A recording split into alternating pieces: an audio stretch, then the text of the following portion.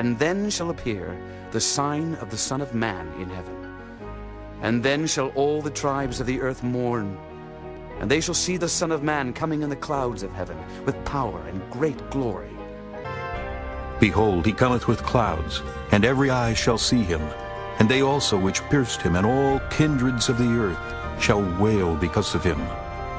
Even so. Amen. And I saw heaven opened, and behold a white horse, and he that sat upon him was called Faithful and True, and in righteousness he doth judge and make war. And his feet shall stand in that day upon the Mount of Olives, which is before Jerusalem on the east. And the Mount of Olives shall cleave in the midst thereof toward the east and toward the west. And there shall be a very great valley. And half of the mountain shall remove toward the north, and half of it toward the south. And the armies which were in heaven followed him upon white horses, clothed in fine linen, white and clean. Who is this that cometh from Edom, with dyed garments from Bozrah? This that is glorious in his apparel, traveling in the greatness of his strength. I that speak in righteousness, mighty to save. And he gathered them together into a place called in the Hebrew tongue Armageddon. Then shall the Lord go forth and fight against those nations, as when he fought in the day of battle. And this shall be the plague wherewith the Lord will smite all the people that have fought against Jerusalem. Their flesh shall consume away while they stand upon their feet, and their eyes shall consume away in their holes, and their tongue shall consume away in their mouth.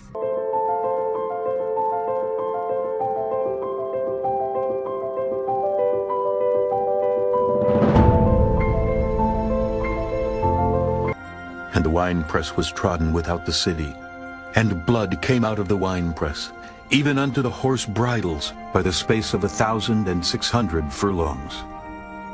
And it shall come to pass in that day, that a great tumult from the Lord shall be among them, and they shall lay hold every one on the hand of his neighbor, and his hand shall rise up against the hand of his neighbor.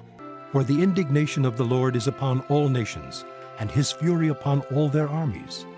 He hath utterly destroyed them. He hath delivered them to the slaughter. And the beast was taken, and with him the false prophet that wrought miracles before him, with which he deceived them that had received the mark of the beast, and them that worshipped his image. These both were cast alive into a lake of fire burning with brimstone.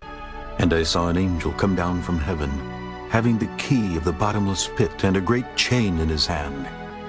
And he laid hold on the dragon, that old serpent, which is the devil and Satan, and bound him 1,000 years, and cast him into the bottomless pit, and shut him up, and set a seal upon him, that he should deceive the nations no more, till the 1,000 years should be fulfilled.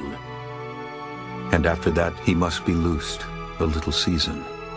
And he shall send his angels with a great sound of a trumpet, and they shall gather together his elect from the four winds, from one end of heaven to the other.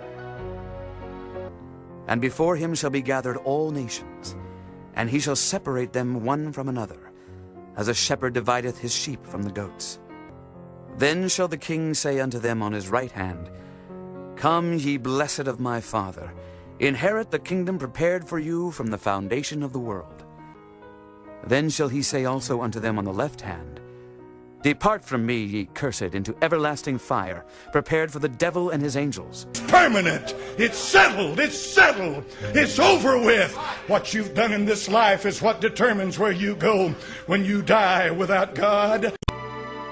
Blessed and holy is he that hath part in the first resurrection.